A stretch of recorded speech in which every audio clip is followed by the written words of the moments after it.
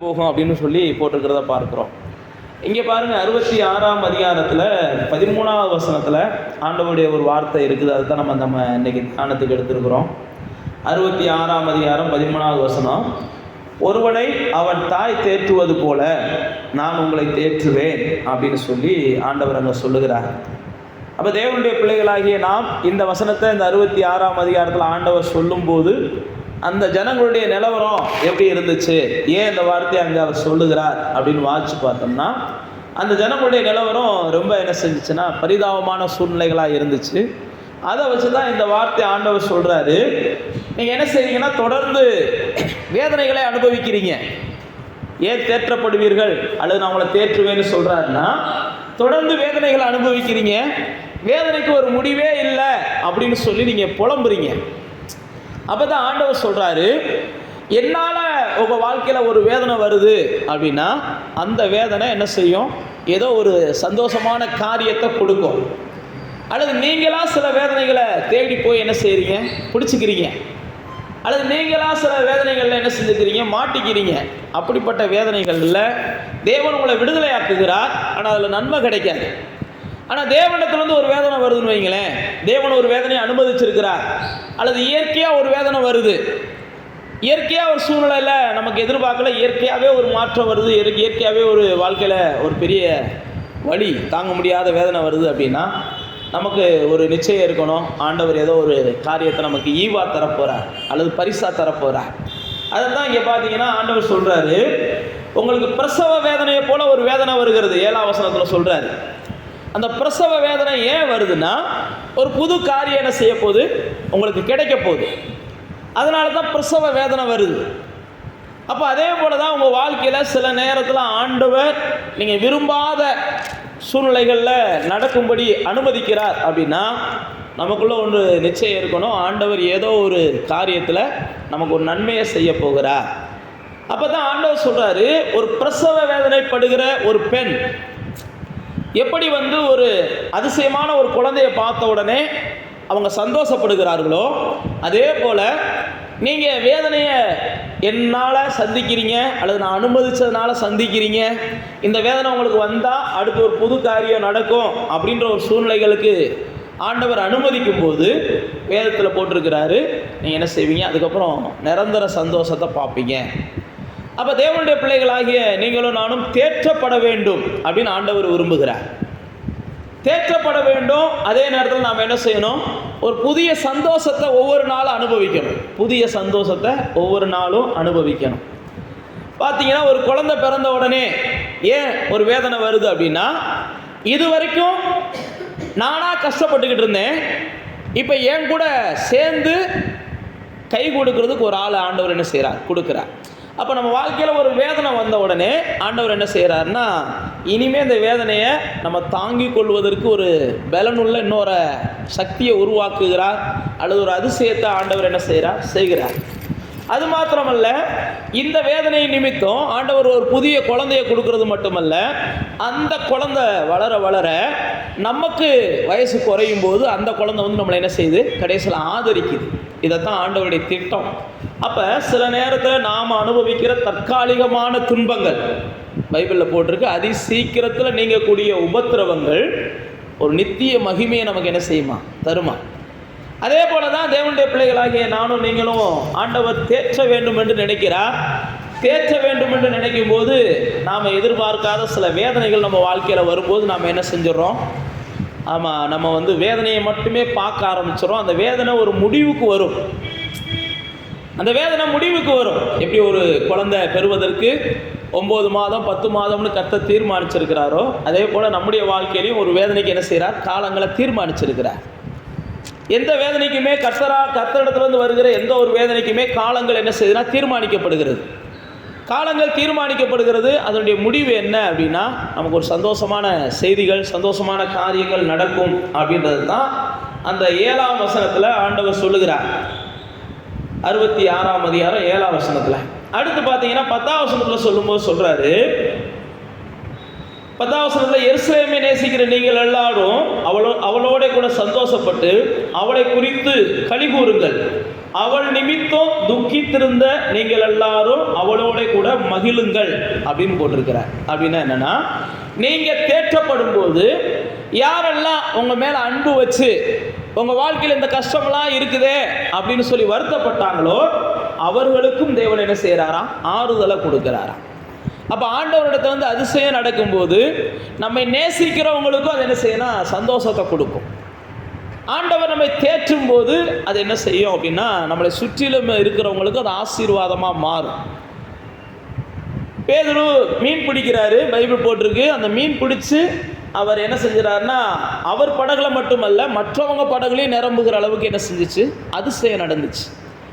சில நேரத்தில் நம்மளை சுற்றிலும் இருக்கிற ஜனங்கள் நமக்கு ஆறுதலை சொல்வதற்கு நிறைய முயற்சி பண்ணுவாங்க. ஆனால் அவங்களால நமக்கு என்ன செய்ய முடியாது? ஆறுதலெல்லாம் கொடுக்க முடியாது. ஏன் அப்படின்னா, அவங்க நினைக்கிறாங்க நான் வார்த்தையை பேசினா அவங்களுக்கு ஆறுதல் கிடைக்கும் அப்படின்னு சொல்லி. ஆனால் ஆண்டவர் என்ன செய்கிறாருன்னா, ஆறுதல் வார்த்தைகளை பேசுறதுல இல்லை, ஏதோ ஒரு சில அவங்க எதிர்பார்க்குற மாற்றங்கள் நிகழ்ந்தால் தான் என்ன செய்யும்? ஆறுதல் கிடைக்கும். அவங்க எதிர்பார்க்கிற அதிசயங்கள் நிகழ்ந்தால் தான் ஆறுதல் கிடைக்கும். அவர்கள் எதிர்பார்க்கிற அல்லது அவர்கள் எதிர்பார்க்கிற ஏதோ ஒரு காரியத்தை கர்த்தர் செஞ்சால் தான் அவங்களுக்கு ஆறுதல் கிடைக்கும் என்பதை கர்த்தர் அறிஞ்சிருக்கிறார். யோவான் 11ஆம் அதிகாரத்துக்கு வரும்போது வேத புஸ்தகத்தில் போட்டிருக்குது, அங்கே லாசரு இறந்துடுறாரு. லாசர் இறந்த உடனே மார்த்தாலும் மரியாளும் அழுது கொண்டு இருக்கிறாங்க. வேத புஸ்தகத்தில் போட்டிருக்கு, அநேக உறவினர்கள் வந்து மார்த்தாளுக்கும் மரியாளுக்கும் ஆறுதல் சொல்கிறாங்க. அதனால தான் நான் உங்களுக்கு மறுபடியும் சொல்கிறேன், எல்லாரும் நமக்கு வருகிற இக்கட்டுகளில் ஆறுதல் சொல்லலாம். ஆனால் அவர்கள் கொடுக்குற ஆறுதல் நம்முடைய இருதயத்தை என்றைக்குமே என்ன செய்யாது? முழு சந்தோஷத்துக்கு கொண்டு போகாது, முழு சமாதானத்துக்கு கொண்டு போகாது. மாம்சமான வார்த்தைகள் கேட்குறதுக்கு வேணால் கொஞ்ச நேரம் நல்லா இருக்கும். கொஞ்ச நேரம் கழித்து பார்த்தீங்கன்னா நம்மளை மறுபடியும் அந்த துக்கம் வந்து மூடிக்கிறோம், அந்த பயம் வந்து மூடிக்கிறோம், அந்த நம்ம எதிர்பார்க்காத வேதனைகள் வந்து நம்மளை மூடிக்கிறோம். ஆனால் இயேசு பாருங்க, அந்த மரியாள் வீட்டுக்கு மார்த்தாள் வீட்டுக்கு போகிறாரு, எல்லாரும் ஆறுதல் சொல்கிறாங்க, அவங்களால ஆறுதல் அடைய முடியலை. இயேசு போய் என்ன செஞ்சார்? அந்த இறந்து போன மனுஷனை மறுபடியும் உயிரோட கூட எழுப்பி என்ன செஞ்சார்? அவங்க குடும்பத்தில் கொடுத்தார். அதுக்கப்புறம் தான் அவங்களுக்கு ஒரு நிரந்தர ஆறுதல் கிடைச்சிச்சு. நீங்கள் சொல்லி எல்லாம் யோசிச்சு பாருங்க, ஒருவேளை இயேசு லாசருவை எழுப்பாமல் இவரும் போய் அவங்களுக்கு ஆறுதல் சொல்லிட்டு, நான் உங்களுக்கு சகோதரனை போல இருக்கிறேன், நீங்கள் தைரியமாக இருங்க அப்படின்னு சொல்லியிருந்தாருன்னா அவங்களுக்கு ஒரு பெரிய சந்தோஷம் கிடைச்சிருக்குமான்னு தெரியலை. சாதாரண சந்தோஷமாக இருந்திருக்கும். ஆனால் பெரிய சந்தோஷம், செத்து அடக்கம் பண்ணப்பட்டவன் மறுபடியும் என்ன செய்கிறான்? உயிரோட கூட எழுப்பப்படுகிறான். அப்போ நான் என்ன சொல்ல வருதுன்னா, வேதம் சில நேரத்தில் நம்மளை சுற்றிலும் இருக்கிற மக்கள் நம்மளுக்கு ஆறுதல் சொல்லுவாங்களே ஒழிய அந்த ஆறுதல் நமக்கு நிரந்தரமானதாக இருக்காது. அல்லது நம்மளை தேற்ற நினைப்பாங்களே ஒழிய அந்த தேற்றுகிற அந்த சூழ்நிலை நமக்கு என்ன செய்யாதுன்னா ஒரு பெரிய திருப்தியாக இருக்காது. தேவன் நாம் தேற்றப்பட வேண்டும் என்பதற்காக, நாம் சந்தோஷப்பட வேண்டும் என்பதற்காக, நாம் நம்முடைய துன்பங்களை மறக்க வேண்டும் என்பதற்காக அவர் சில அதிசயங்களை செய்கிறார். அவர் சில அதிசயங்களை செய்யும்போது தான் நாம் இந்த துன்பங்களெல்லாம் என்ன செய்ய முடியும்? மறக்க முடியும். நாம் அந்த வேதனைகள் எல்லாம் மறக்க முடியும். தேவன் நமக்கு ஒரு இன்பமான காரியங்களை செய்யும்போது தான். அதைத்தான் இங்கே சொல்லியிருக்குது, உங்களோடு கூட உங்களை நினச்சி துக்கப்பட்டவங்க, உங்களுக்கு ஆறுதல் சொல்லி சொல்லி தவிச்சு போனவங்க எல்லாம் சந்தோஷப்படுகிற அளவுக்கு நான் உங்களுடைய வாழ்க்கையில் என்ன செய்வேன்? ஆறுதலை தருவேன் அப்படின்னு சொல்லுகிறார். 11ஆம் வசனத்தில் சொல்கிறாரு, என்னுடைய இரக்கத்தினாலே நீங்கள் திருப்தி ஆவீங்க, அது மட்டுமல்ல உங்களுக்கு மன மகிழ்ச்சி என் மகிமையினாலே உண்டாகும் அப்படின்னு சொல்லுகிறார். 12ஆம் வசனத்தில் சொல்லும்போது சொல்றாரு, உங்களுடைய சமாதானம் நதியை போல இருக்கும், உங்களுடைய மகிமை அப்படின்னா ஆற்றை போல புரண்டு வரும். இதெல்லாம் 12ஆம் வசனத்தில் ஆண்டவர் சொல்லுகிறார். சொல்லிட்டு தான் சொல்றாரு, உங்களை இடுப்பில் வைத்து நான் சுமப்பேன், முழங்காலில் வச்சு தாளாட்டுவேன். ஒரு தாய் எப்படி தேற்றுகிறாள் அப்படின்றத 13ஆம் வசனத்தில் சொல்றாரு. 12ஆம் வசனத்தில் சொல்லும்போது சொல்றாரு, உங்கள் இடுப்பில் வச்சு நான் என்ன செய்வேன்? சுமப்பேன், அல்லது என் மடியில் வச்சு உங்களை முழங்காலில் வச்சு தாளாட்டுவேன். அப்போ தேவனுடைய பிள்ளைகளே, உங்களுக்கு சமாதானத்தை நான் நதியை போல கொடுப்பேன். தேவன் நம்முடைய வாழ்க்கையில் ஆறுதலை கொடுக்கும்போது, சந்தோஷத்தை கொடுக்கும்போது, சமாதானத்தை கொடுக்கும்போது, பைபிளில் போட்டிருக்கு, இயேசு சொல்கிறாரு, நான் கொடுக்குற சமாதானம் உலகம் கொடுக்குற பிரகாரம் இல்லை, அது கொஞ்சம் என்ன செய்யும்? நிறைவானதாக இருக்கும். அது மட்டுமல்ல, இயேசு சொல்லும்போது சொல்கிறாரு, நான் கொடுக்குற சந்தோஷத்தை உங்கள் உள்ளத்துலேருந்து ஒருவர் என்ன செய்ய முடியாது? எடுத்துக்கொள்ள முடியாது. அதனால தான் இயேசு வந்து பிரசங்கம் பண்ணும்போது சொல்கிறாரு, வருத்தப்பட்டு பாரம் சுமக்கிற நீங்கள் எல்லாம் வாங்க, நான் உங்களுக்கு என்ன செய்கிறேன்? இளைப்பாறுதலை தர்றேன். அப்போ ஆண்டவர் என்ன சொல்றாரா, நான் உங்கள் வாழ்க்கையில் தேர்தல் அல்லது உங்களை தேற்றும் போது உங்களுக்கு சமாதானம் ரொம்ப மிகுதியாக இருக்கும், நதியை போல இருக்கும். ஆண்டவருடைய பிள்ளைகளாகிய அவர் தம்முடைய பிள்ளையை பார்த்து சொல்கிறாரு, நான் உங்களை என்ன செய்வேன், தேற்றுவேன், நான் உங்களுக்கு அதிசயத்தை செய்வேன். அப்போ அந்த மாதத்தில் நானும் நீங்களும் சில காரியங்களில் வேதனைக்கு மேலே வேதனை, எப்போ தான் வேதனை மாறும், எப்போ தான் அந்த வேதனை மாறும் அப்படின்னு நீங்கள் பல விஷயங்களை நினச்சிக்கிட்டே கூட இருந்திருக்கலாம். ஆண்டவருடைய வார்த்தை உங்களுக்கு சொல்லுது, அதுதான் சொல்லுது, நீங்கள் வேதனை இது தேவனால் வந்த வேதனையாக இருந்துச்சுன்னா கண்டிப்பாக அதில் உங்களுக்கு பெரிய சந்தோஷமான முடிவு வரும். இல்லை நீங்களாக இழுத்துக்கிட்ட வேதனையாக இருந்துச்சுன்னா ஒன்றுமில்ல, ஆண்டவரே இந்த வேதனைக்கு நான் தான் காரணம், எனக்கு நல்லா தெரியுது, என்னால் தான் இந்த வேதனை வந்திருக்குது, இந்த பிரச்சனை என்னால் தான் வந்திருக்குது, இந்த போராட்டம் என்னால் தான் வந்திருக்குது, இந்த இதுக்கு காரணம் இதனால தான் அப்படின்னு நீங்கள் உணர்ந்துக்கிட்டீங்கன்னா ஆண்டவர்கிட்ட நீங்கள் போய் நிற்கும்போது அதுக்கு என்ன செய்கிற ஒரு முடிவை கட்டுகிறார். அப்போ தேவனுடைய பிள்ளைகளாகிய நானும் நீங்களும் வேதனையின் மேலே வேதனை அடைய வேண்டும் என்பது தேவனுடைய திட்டம் அல்ல. மாறாக நீங்களும் நானும் என்ன செய்யணும், ஆறுதலோடு இந்த பூமியில் வாழணும், தேறுதலோடு நம்ம இந்த பூமியில் வாழணும், இந்த பூமியில் வாழுகிற நாட்கள் எல்லாம் நம்ம சந்தோஷமாக இருக்கணும் என்று தேவன் விரும்புகிறார். அதனால தான் இங்கே சொல்லுகிறார், நான் என்ன செய்கிறேன், உங்களை ஒரு தாயை போல தேற்றுவேன், ஒரு தாயை போல தேற்றுவேன், ஒரு தாயை போல தேற்றுவேன் என்று அவர் சொல்லுகிறதை பார்க்கிறோம். நம்ம எல்லாருக்குமே பார்த்தீங்கன்னா அப்போ லூக்கா 10ஆம் அதிகாரத்துக்கு வந்தீங்கன்னா சமாரியன் ஒரு கதை இருக்குது. இயேசு சொல்கிறார், சமாரியன் கதை எப்படிப்பட்ட கதைன்னா, ஒரு மனுஷன் வந்து எரிகோவிலேருந்து எருசலேம்லேருந்து எரிகோவுக்கு பயணம் பண்ணுறாரு. பயணம் பண்ணும்போது அங்கே என்ன நடக்குது அப்படின்னு பார்த்தீங்கன்னா கள்ளர்கள் கையில் அகப்பட்டுறார். அப்போ தேவனுடைய பிள்ளைகளாகிய நானும் நீங்களும் சில நேரத்தில் கள்ளர்கள் கையில் அகப்படும் போது தான் நமக்கு தெரிய மாட்டேங்குது யார் கள்ளர்கள் யார் நல்லவர்கள்னு தெரிய மாட்டேங்குது. நாம் கள்ளர்கள் யார், ஏமாத்துக்காரங்க யார், அல்லது மோசம் பண்ண போகிறவங்க யார், வஞ்சிக்கக்கூடியவங்க யார், நம்மகிட்ட யார் பாசாங்கு பண்ணுறான்றதை நம்ம நிதானிக்காமல் பல நேரத்தில் முழு மூச்சாக நம்பி நம்ம எல்லாத்தையும் என்ன செஞ்சிடறோம், இழந்துடுறோம். இந்த வாசி அப்படி தான் இழந்துடுறாரு. எரிகோவை நோக்கி போகிற பாதையில் கள்ளர்கள் கையில் அகப்பட்டு கொள்ளுகிறார். இன்றைக்கி நல்லா பாருங்கள், அநேக குடும்பங்கள் சீரழிகிறதுக்கு காரணமே என்னென்னா கள்ளர்கள் மத்தியில் என்ன செஞ்சுக்கிறாங்க, இவங்களா போய் அகப்பட்டுக்கிறாங்க. மோசம் பண்ணுகிறவங்ககிட்ட இவங்களா போய் அகப்பட்டுக்கிறாங்க, ஏமாத்துக்காரங்கிட்ட இவங்களா போய் அகப்பட்டுக்கிறாங்க. ஏன் ஒரு மனுஷனுடைய வாழ்க்கையில் வேதனை இருக்குது அப்படின்னு நீங்கள் நல்லா கவனித்து பாருங்களேன். இதே போல தான் இவங்களா போய் அகப்பட்டு நல்லவங்ககிட்ட தப்பிச்சிடுறாங்க, நல்லவங்களை துச்சமாக நினச்சிடுறாங்க. ஆனால் மோசம் பண்ணுறவங்களுடைய வார்த்தைகளும் பைபிளில் போட்டிருக்கு, பரஸ்திரியினுடைய வார்த்தைகள் ரொம்ப என்ன செய்யுமா, மிருதுவாக இருக்கும், கேட்குறதுக்கு இதமாக இருக்கும். நாம் ஈஸியாக ஏமாறுறதுக்கு ஏதுவான வார்த்தைகளை சில நேரத்தில் நம்மகிட்ட மனிதர்கள் பேசுவாங்க. அதுதான் வேதத்தில் போட்டிருக்கு, அவர்கள் கள்ளர்கள் கையில் அகப்பட்டுக்கிட்டான். அந்த கள்ளர்கள் என்ன செஞ்சாங்க அப்படின்னா இவன் எல்லாத்தையும் பறித்து கொண்டார்கள். பறித்து கொண்டது மட்டுமல்ல, இவனை எல்லா வகையிலையும் காயப்படுத்தினாங்க. நீங்கள் நல்லவர்கள் நினைக்கிறவங்க நிச்சயமாக பார்த்தீங்கன்னா கொஞ்ச நாளில் உங்களை நல்லா காயப்படுத்துவாங்க. நீங்கள் யாரை நல்லவர்கள் நம்பி எல்லா வகையிலையும் ஓப்பனாக இருந்தீங்களோ, நல்லவர்கள் நம்பி எல்லா விஷயத்தையும் அவங்களுக்கு தெரியப்படுத்தி இருந்தீங்களோ, ஒரு நாள் வரும் பாருங்களேன், நீங்களே அவங்கள நினச்சி என்ன செய்வீங்க, அழுவீங்க. சார் இவங்க நல்லவங்க நம்பி நம்ம எல்லாத்தையும் தெரியப்படுத்திட்டோம், இவங்க நல்லவங்க நம்பி அப்படி தான் நம்ம மோசம் போயிட்டோம். பைபிள் அப்படி தான் போட்டிருக்கு. அவர்கள் காயப்படுத்தி அந்த மனிதனை குற்றுயிராக்கி அவன்கிட்ட இருக்கிறதெல்லாம் உரிந்து கொண்டார்கள், அவன்கிட்ட இருக்கிறதெல்லாம் பிடிங்கிட்டாங்க. இவனை வேதனைப்படுத்தினது மட்டுமல்ல, இவன்கிட்ட இருக்கிற எல்லாத்தையும் பிடிங்கிட்டாங்க. இவனை காயப்படுத்தினது மட்டுமல்ல, இவனை எல்லா வகையிலும் குற்றுயிராக்கிட்டாங்க. இவன் தலையே நிமிர முடியாத அளவுக்கு பண்ணிட்டாங்க, கால் ஊண்டி நிற்க முடியாத அளவுக்கு பண்ணிட்டாங்க. நான் அதை தான் சொல்ல வரேன், நீங்களும் நானும் இந்த பூமியில் கள்ளர்கள் கையில் அகப்படாமல் இருக்கணும். கள்ளர்கள் கையில் அகப்படாமல் இருக்கணும். நம்ம எந்த மனிதர்கள் கையிலையும் நாம் அகப்படாத அளவுக்கு நம்ம ஞானமாக நடந்துக்கிறணும். அதனால தான் எபேசியரில் பவுல் அப்போஸ்தலன் அழகாக எழுதுறாரு, பொல்லாத காலத்துக்குள்ளே நீங்கள் பிரவேசிக்கிறீங்க. பொல்லாத மனிதர்கள் மத்தியில் தான் நம்ம வாழ்ந்து கொண்டு இருக்கிறோம்.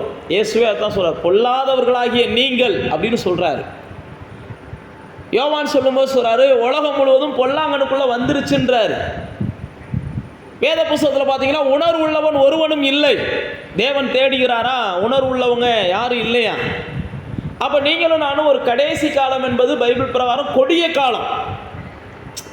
கொடிய காலங்களில் மனிதர்கள் என்ன செஞ்சிடறாங்கன்னா தற்பிரியர்களாகவும் பல வகையில் தனக்கு என்ன ஆதாயம் கிடைக்கும் அப்படின்ற எண்ணத்தில் தான் மனிதர்கள் பழகுறாங்க, பேசுகிறாங்க. இதைத்தான் வேதம் நமக்கு பல இடங்களில் சொல்லியிருக்கு. 2 தீமோத்தேயுவில் பவுல் 4ஆம் அதிகாரத்தில் மனிதர்கள் கடைசி காலங்களில் கொடூரமாக மாறிடுவாங்கன்றாரு. ரொம்ப யாரும் நம்பிக்கைக்கு பாத்திரமாலாம் இருக்க மாட்டாங்க.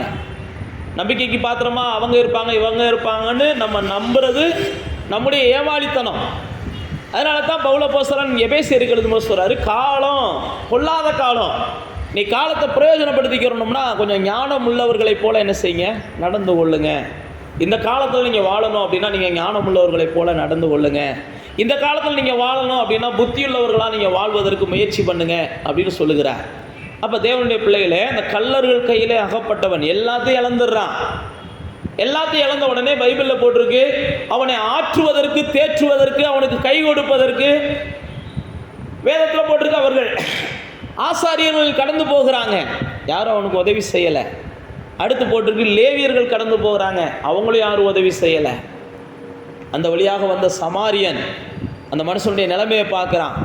அந்த மனுஷனுடைய நிலைமையை பார்த்த உடனே அவனுடைய காயங்களில் எண்ணெய் வார்த்து அவனுக்கு எல்லா வகையிலையும் முதல் உதவிகளை செய்து அவனை தன்னுடைய கரங்களினாலே தூக்கி தான் தோல் மேலே போட்டு தான் வாகனத்தின் மேலே ஏற்றி கொண்டு போய் அவனுடைய இருதயத்தை என்ன செய்கிறான், அப்போ தான் சந்தோஷப்படுத்துகிறான். இதைத்தான் ஆண்டவராய் இயேசு செய்கிறார். நானும் நீங்களும் பல நேரத்தில் கள்ளர்கள் கையில் அகப்பட்டுக்கிறோம். நாம் ஏதோ ஒரு வகையில் பேராசையில் எங்கேயோ போய் மாட்டிக்கிறோம். ஏதோ ஒரு மாய்மாலமான மனிதர்கள்ட்ட ஏதோ ஒரு வகையில் வேதனைகளில் சிக்கிக்கிறோம். ஆறுதல் இல்லாமல் தவிக்கிறோம், புலம்புறோம். ஏன் புலம்புறோம் அப்படின்னு நம்ம கவனித்து பார்த்தோம்னா, ஏதோ ஒரு வகையில் நாம் தான் என்ன செஞ்சுருப்போம், அந்த புலம்பலுக்கு காரணமாக இடம் கொடுத்துருப்போம். ஆனால் இயேசு பாருங்க, புலம்புறாங்க, குற்றியூராய் கிடக்கிறாங்க, விசாரிக்க ஆள் இல்லாமல் கிடக்கிறாங்க. அந்த மனுஷனை தூக்குறதுக்கு ஆள் இல்லை, தொடுறதுக்கு ஆள் இல்லை, வர்றவங்க போகிறவங்கெல்லாம் கண்டுக்கிறாமல் போயிடுறாங்க. ஆனால் இயேசு அந்த இடத்துல அழகாக சொல்லுகிறார், இவர் போய் தூக்கி அதை எடுத்து ஒரு சக்கரத்தில் கொண்டு போய் சேர்த்து இதுக்கு வேண்டியதெல்லாம் செய்யுங்க, இந்தாங்க காசு அப்படின்னு சொல்லி செலவுக்கு கொடுத்து, இது மட்டும் இல்லை, நான் திரும்ப வரும்போதும் இந்த மனுஷனுக்கு வேறு ஏதாவது எக்ஸ்ட்ரா செலவழிச்சிருந்தீங்கன்னா நான் தர்றேன் அப்படின்னு சொல்லிட்டு போகிறதை பார்க்குறோம். ஏன் நான் உங்களுக்கு சொல்லுகிறேன் அப்படின்னா, நானும் நீங்களும் இந்த பூமியில் தேற்றப்படுவதற்கு தேவன் ஒருவர் தான் என்ன செய்ய முடியும், உதவி செய்ய முடியும். நம்முடைய இருதயம் ஆறுதல் அடைவதற்கு தேவன் நம்மளுக்கு தான், அவர் ஒருவர் தான் நமக்கு உதவி செய்ய முடியும். அதனால தான் போட்டிருக்கிறார், ஒரு தாய் தேற்றுவதைப் போல நான் ஒவ்வொரு மனுஷனையும் என்ன செய்கிறேன், தேற்றுகிறேன். நீங்கள் ஒரு சமாதானத்துக்காக இந்த மனுஷன்கிட்ட பேசுனேன், ஒரு சந்தோஷத்துக்காக இவன்கிட்ட பேசுனேன், இவன்கிட்ட பேசினா கொஞ்சம் ஆறுதலாக இருக்குது, அவங்ககிட்ட பேசினா ஆறுதலாக இருக்குது, என் மனதிலிருந்து இவங்ககிட்ட சில விஷயங்களை சொல்கிறேன், என் மனதிலிருந்து அவங்ககிட்ட சில விஷயங்களை சொல்கிறேன் அப்படின்னு நீங்கள் சொல்கிறதெல்லாம் உங்களுடைய மரியாதையை குறைக்கும். முடிஞ்ச அளவுக்கு என்ன செய்யுங்க, மனம் திறந்து பேச வேண்டிய ஒரே ஒரு இடம் தேவ சமூகம் தான். மனம் திறந்து பேச வேண்டிய ஒரே ஒரு மனுஷன் தேவன் தான். மனம் திறந்து பேச வேண்டிய ஒரே ஒரு சூழ்நிலை நமக்கு வேணும் அப்படின்னா, எதுனாலும் தேவ சமூகத்தில் தான் நம்ம பேசி பழகணும். எப்போ நீங்கள் தேவ சமூகத்தில் போய் மனம் திறந்து பேசுகிறீர்களோ அப்போ தான் அவங்க மனதுக்கு என்ன செய்யும், இதமான செய்திகள் கேட்கப்படும். நம்ம எல்லாரும் அறிந்திருக்கிறோம், அன்னாள் தேவ சமூகத்தில் போய் மனம் திறந்து பேசுகிறாங்க, மன கிளேசத்தோடு பேசுகிறாங்க, மனதை திறந்து தேவ சமூகத்தில் எவ்வளோ முடியுமோ ஊற்றுகிறாங்க. பைபிளில் போட்டிருக்கு, அன்னாளுடைய கணவனார் எல்கானா அன்னாளுடைய இருதயத்தை தேற்ற பார்க்கிறார், முடியலை. அதனால தான் உங்களுக்கு சொல்கிறேன், ஒரு கணவன் ஒரு மனைவியினுடைய இருதயத்தெல்லாம் தேற்ற முடியாது, ஒரு மனைவி கணவனுடைய இருதயத்தெல்லாம் தேற்ற முடியாது. சில நேரத்தில் நண்பர்கள் தேற்றுவாங்க அப்படின்றாங்க. அதெல்லாம் வேதத்தின் பிரகாரம் அதெல்லாம் நடக்கிற காரியம் அல்ல. நிரந்தரமான ஒரு தேறுதல், நிரந்தரமான ஒரு ஆறுதல், நிரந்தரமான ஒரு சந்தோஷம், நிரந்தரமான ஒரு சமாதானம் நானும் நீங்களும் தேவ சமூகத்தில் போய் உட்காந்து அழுகும் போதும் அல்லது தேவ சமூகத்தில் போய் காத்திருக்கும் போது தான் கிடைக்குது. நான் சொன்ன பாருங்க, அன்னாள் கொடிய வேதனைப்பட்டாங்க. அன்னாள் சக்கலத்தியால் கொடிய வேதனைப்பட்டாங்க. கொடிய வேதனைப்பட்ட உடனே அவங்க அழுகிறாங்க. அப்போ எல்கானா ஆறுதல் சொல்கிறாரு. ஆறுதல் சொல்லும்போது அந்த அம்மாவுக்கு ஆறுதல் அடையவே முடியலை. உடனே தேவ சமூகத்துக்கு போகிறாங்க. நான் அர்த்தம் அவங்களுக்கு ஆரம்பத்திலே சொன்னேன், சில நேரத்தில் நமக்கு வருகிற வேதனைகள் நமக்கு ஒரு பெரிய அதிசயத்தை கொடுக்குறதா மாறும். நீங்கள் தேவ சமூகத்தில் போய், ஆண்டவரே இப்படியெல்லாம் என்னை வேதனைப்படுத்துகிறாங்கப்பா அப்படின்னு நீங்கள் நிற்கும்போது அந்த வேதனைகளுக்கு தேவன் ஒரு முடிவை கொடுக்குறார். ஆண்டவரே இருதயம் வலிக்குது ஆண்டவரே, இப்படிலாம் பேசுகிறாங்க ஆண்டவரே அப்படின்னு சொல்லும்போது அந்த வலி தீர்வதற்கு தேவன் ஒரு தீர்வை ஏற்படுத்துகிறார். அன்னாள் பாருங்க அப்படி தான் போனாங்க. போனதுடைய விளைவு பைபிளில் போட்டிருக்கு, வேண்டுதல் கேட்கப்படுமா? நீ தைரியமாக இருமான்றாங்க. நம்ம எல்லாருக்கும் தெரியும், அந்த இடத்துலையும் அந்த அம்மாவுக்கு ஆறுதல்லாம் அந்த ஊழியக்காரர் பேசலை. ஏலி வந்து அந்த இடத்துல என்ன செஞ்சார், அந்த அம்மாவை இன்னும் கடினமான வார்த்தைகளை பயன்படுத்தி பேசினார். சில நேரத்தில் ஊழியக்காரங்கள்ட்ட இருந்து நமக்கு ஆறுதல் கிடைக்கும்னு நினைப்போம். சில நேரத்தில் ஊழியக்காரங்க கூட நம்மளை புரிஞ்சுக்கிறாமல் என்ன செஞ்சிருவாங்க, பேசிடுவாங்க. ஏலி பார்த்தீங்கன்னா அன்றைக்கி அப்படி தான் அண்ணாவில் பேசினார், புரிஞ்சுக்கிறாமல் பேசிட்டார். அம்மா வந்து ரொம்ப உட்காந்து அழுகிறாங்க. ஆனால் ஏலி வந்து வேறு மாதிரி பேசிடுறாரு. பேசின உடனே அண்ணாளுக்கு என்ன செய்யுது, நானே இருக்கிற வேதனையில் ஆலயத்தில் வந்தாவாது நிம்மதியாக இருக்குன்னு பார்த்தா இங்கே ஆலயத்தில் வந்தால் ஊழியக்காரன் நம்மளை வேதனைப்படுத்துகிறாரு அப்படின்னு சொல்லும்போது தான் இது எல்லாத்தையும் ஆண்டவர் பார்க்குறார். அதுக்கப்புறம் பைபிளில் போட்டிருக்குது, அண்ணாள் அதுக்கப்புறம் என்ன செய்யலாம், துக்க முகமாகவே இல்லையா. பைபிள் அப்படியே எழுதப்பட்டிருக்குது. அப்போ நீங்களும் நானும் முழு தேறுதலையும் முழு சமாதானத்தையும் தேவனால் தேற்றப்படும் போது மாத்திரம்தான் நம்ம என்ன செய்கிறோம், பெற்றுக்கொள்ளுகிறோம். லாசரு பாருங்கள், அவங்க வீட்டில் அழுதுகிட்டே இருந்தாங்க. இயேசு வந்தார், இயேசு வந்து பார்க்குறாரு, அவருக்கும் அழுக தான் வந்துச்சு. எப்போ இந்த லாசரு உயிரோடு எழுப்பினாரோ அதுக்கப்புறம் தான் அந்த வீட்டோட அழுக மாறுச்சு. அதே போல தான் உங்களுக்கு நிரந்தர தேறுதலை அல்லது நிரந்தர ஆறுதலை ஆண்டவர் தரணுன்றதுக்காக உங்கள் வாழ்க்கையில் எந்த அதிசயத்தையும் செய்வார். ஆனால் நீங்கள் செய்ய வேண்டியதில், ஆண்டவரே நீங்கள் தான் எனக்கு என்ன செய்யும், தேற்ற முடியும் ஆண்டவரே, நீங்கள் தான் என்னுடைய காயத்தை ஆற்ற முடியும் ஆண்டவரே, நீங்கள் தான் எனக்கு ஆறுதல் தர முடியும் ஆண்டவரே, நீங்கள் தான் எனக்கு சமாதானத்தை நிரந்தரமாக தர முடியும் ஆண்டவரே அப்படின்னு சொல்லி நீங்கள் தேவ சமூகத்தில் காத்திருக்கும் போது நிச்சயமாக இந்த மாதம் முழுவதும் தேவன் உங்களை தேற்றுகிறவராக இருப்பார். நீங்கள் ஒரு பெரிய தேறுதலை பார்ப்பீங்க, பெரிய ஒரு ஆறுதலை பார்ப்பீங்க. இந்த மாதத்தை முடிக்கும்போது பெரிய சந்தோஷத்தோடு முடிக்க கர்த்தர் உங்களுக்கு கிருபை பாராட்டுவார். அதனால் வேதம் சொல்லுகிறது, நீங்கள் என்ன செய்யுங்க, தேவன் என்னை தேற்றுகிறவர் அப்படின்ற நிச்சயத்தோடு தேவ சமூகத்துக்கு போங்க. எல்லா வழிகளுக்கும் தேவன் என்ன செய்வார், ஒரு முடிவை கொடுப்பார். அப்படியே கண்களை மூடி நாம் தேவனை நோக்கி பாருங்கள்.